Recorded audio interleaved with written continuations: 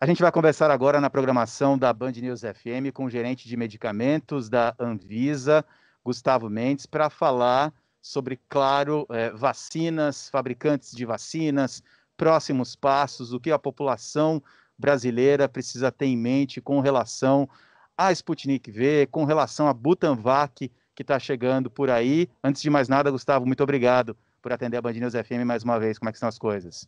Tudo bem, eu que agradeço a oportunidade mais uma vez e estou à disposição aí para esclarecer sobre esses pontos que são tão polêmicos e tão importantes para a gente, né?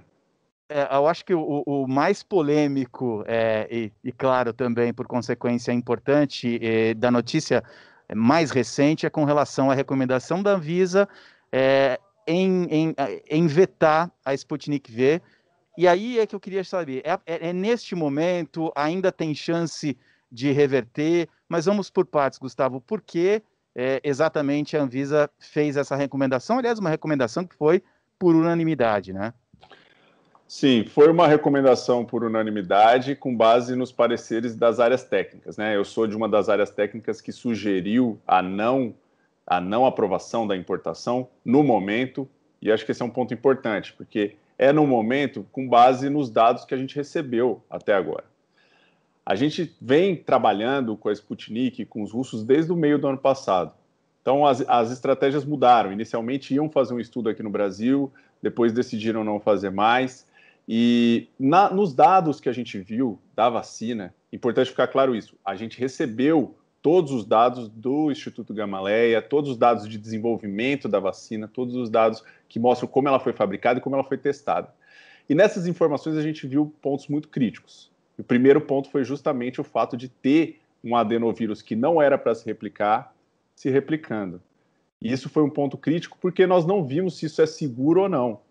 Então, a falta dessa informação foi crucial. Além, claro, de alguns problemas relacionados à fabricação da vacina e ao desenvolvimento. Então, foram basicamente esses pontos que levaram a gente a sugerir a não aprovação.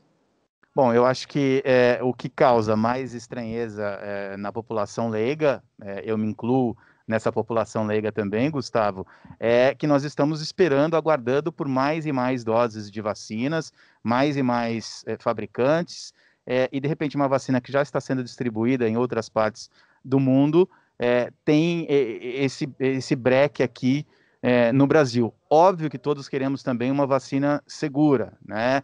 Mas é difícil também controlar essa ansiedade da população. Qual o problema desse adenovírus? O que pode causar? Qual o perigo do que vocês viram com relação à Sputnik V?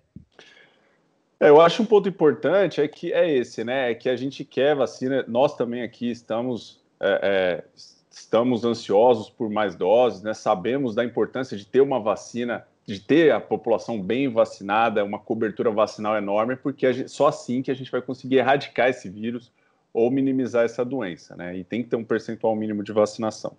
Agora, a vacina tem que funcionar e a vacina não pode causar nenhum dano. Então, o ponto principal da questão do adenovírus é o seguinte: é um vírus que foi modificado geneticamente para ser uma vacina. É um vírus que causa uma série de infecções. A adenovirose é uma doença humana que pode causar problemas respiratórios, problemas renais, problemas no sistema reprodutor. E isso é minimizado pelo fato de que se modifica geneticamente esse vírus para ele não se replicar no corpo e poder levar somente o material genético do coronavírus para poder gerar o anticorpo. A partir do momento que a gente observa que esse adenovírus que não era para replicar está replicando, e isso são alegações da própria empresa e são dados da própria empresa, a pergunta óbvia é: eu quero saber qual é o risco, eu quero saber como esse vírus se comporta, esse vírus que é modificado geneticamente, ele fica acumulado em algum órgão, ele é transmitido para outras pessoas, ele pode trazer algum problema de saúde pública. Isso tudo é respondido por meio de estudos que não foram feitos. Então, eu não consigo te dizer exatamente qual o risco, porque não foi feito nenhum estudo. E estudo não é só a declaração de que tem 60 países utilizando, está tudo certo. A gente sabe que estudos científicos para mostrar segurança são estudos cuidadosos, e mesmo numa situação de pandemia, a gente não pode brincar com esse tipo de evidência.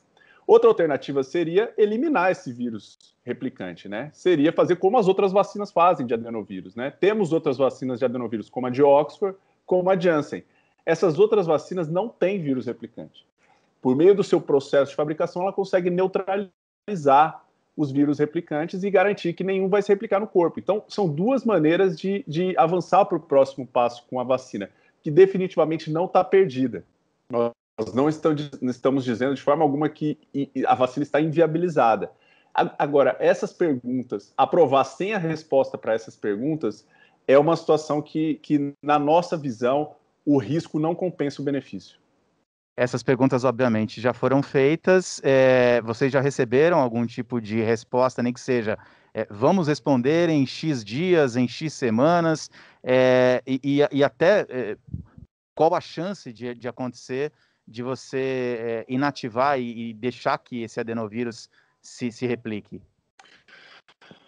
Não recebemos nenhuma resposta, inclusive antes da decisão que foi proferida essa semana, nós já tínhamos emitido o que a gente chama de exigência. Exigência é quando a gente percebe pendências, percebe a necessidade de esclarecimentos e manda para a empresa questionando para que ela adicione informações. Nós já tínhamos mandado, não foi respondido e até o momento não recebemos nenhuma sinalização de quando vão responder. O que nós vimos foram só declarações na mídia, declarações na internet, mas dados mesmo ainda não recebemos. Então, estamos à disposição para discutir, para receber essas informações. A nossa postura como agência reguladora tem que ser dessa forma, tem que ser aberta para o diálogo, porque ciência é isso. Bom, na nossa experiência aqui como avaliadores de vacinas, como pessoas que estão acostumadas a lidar com esse tipo de tecnologia, a maneira de resolver isso é essa. Ou ajusta o processo de fabricação para eliminar esse vírus, isso é possível por meio de mudanças nas células, são questões técnicas viáveis, sim, ou precisa fazer um estudo mostrando que esse adenovírus não causa nenhum problema. E aí essa mudança seria feita no laboratório deles, né? Não adianta chegar aí foi vocês fazerem aqui, vocês da Anvisa não, né? Porque vocês são um órgão regulador, mas algum instituto aqui do Brasil não consegue fazer, tem que ser desde o início. Depois que está envasada, depois que a vacina está no seu frasco final, não dá mais para fazer isso, porque o vírus já está lá dentro. Então, seriam etapas anteriores do processo de desenvolvimento e de fabricação para garantir. Bom, para a gente encerrar, mudar essa página por hora da Sputnik V, o próximo passo, então, não está mais nas mãos da Anvisa. A bola agora está com a Rússia. Está com a Rússia. Importante esclarecer também que foram vários pedidos, né? Cada estado do Nordeste pediu uma importação. Essa é uma via diferente, né? Uma via que foi criada na pandemia justamente por conta da situação que a gente está vivendo. Cada estado fez um pedido de importação e não foram todos que foram julgados aquele dia. Então, tem pedidos que ainda estão em aberto e que existe a possibilidade de se acrescentar novas informações, novos dados, para que a gente possa, de repente, ter algum estudo, alguma decisão diferente. Então, há margem para discutir esses novos processos e também há margem para o recurso, para os processos anteriores. Então, assim, a bola não está com a Anvisa no momento, mas ainda existe espaço para essa discussão. Estamos conversando com o gerente de medicamentos da Anvisa, Gustavo Mendes, agora passando para a vacina que pode ser fabricada 100% aqui em território nacional, chamada de Butanvac. Como é que está a situação burocrática em relação a Butanvac e Anvisa? Certo. Butanvac foi uma vacina que foi anunciada no mês passado, no final do mês passado, e que naquela data que foi submetido parte do pedido para autorização de estudo. Por que acontece? O que foi feito com essa vacina até o momento foram os estudos em animais, nos modelos laboratoriais. E agora é a primeira vez que vai se testar em humano. Toda vez que uma vacina vai ser testada em humano e for voluntário brasileiro, a Anvisa precisa autorizar. Por quê? Porque a gente precisa ver se o estudo é adequado, se tem segurança, se o estudo vai ser bem conduzido. Então, são aspectos que são fundamentais no processo regulatório e científico para garantir que vai se calcular uma eficácia da vacina adequada, certo? Então, mandaram, lá no começo, quando teve aquele anúncio, eles mandaram uma parte do pedido para anuência do estudo. A anuência é quando a gente aprova. Essa parte foi relativa aos estudos que eles já tinham feito, os estudos em animais, etc. A proposta efetiva do estudo, de quem vai fazer, quantos voluntários vão participar, quando vai começar, só chegou sexta-feira passada.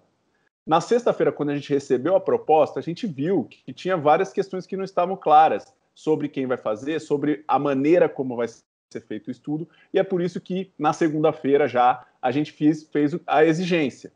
Exigência é quando, como eu disse, né, como a gente pede esclarecimento, quando a gente pede para detalhar as informações. E são informações que são cruciais, porque se a gente não entende como vai ser esse estudo, como é que depois a gente vai poder aprovar a vacina se o estudo não está adequado com as regras necessárias? Então a bola também não está com a Anvisa, está com o Butantan agora, que precisa responder essas perguntas para o estudo ser, para a gente analisar e o estudo começar. E a gente já se acostumou, né, com essas fases dos estudos, com outras vacinas que inclusive já foram aprovadas pela Anvisa, é algo que dá para a gente dizer seguramente, estando no final do mês de abril, que não deve ser para esse ano ainda, né, Gustavo? Pois eu tenho uma dificuldade, acho que desde que quando eu comecei a falar assim, em entrevistas e me perguntam de prazo, né, eu adotei esse mantra que funciona muito bem para mim, que é: eu não consigo me comprometer com prazo que não é meu. E ainda mais um prazo de ciência, que eu acho que não é nem meu, nem do Butantan.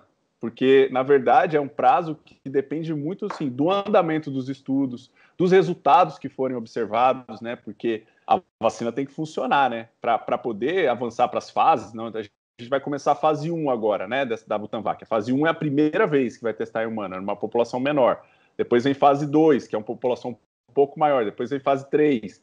Então, só avança de fase se tiver resultado bom. Então, tem uma série de questões aí que precisam ser olhadas com cuidado antes da gente taxar uma data, sabe? Então, por isso que eu sou muito cauteloso nessa questão. Gustavo, mais uma vez, obrigado pelo seu tempo e até uma próxima. Muito obrigado, André. Até a próxima.